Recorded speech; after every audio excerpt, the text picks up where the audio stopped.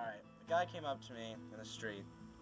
I said, alright, I want to play a game with you. It involves 3 cards. I was like, okay, now what's this game? He says, well, the game is 3 playing cards, and what I got out of the 3 playing cards, I have this card, I have this card,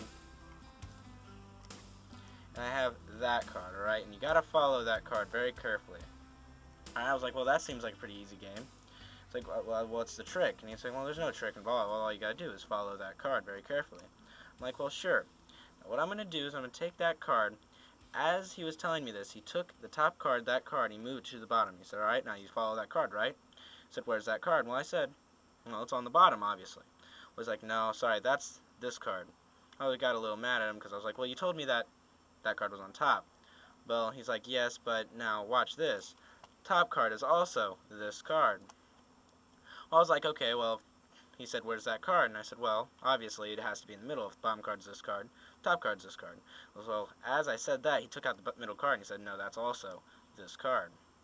Well, I got a little mad at him. I was like, well, where's that card? He's like, well, that card's been on bottom the whole time. But I was like, well, didn't you show me that this card was on bottom?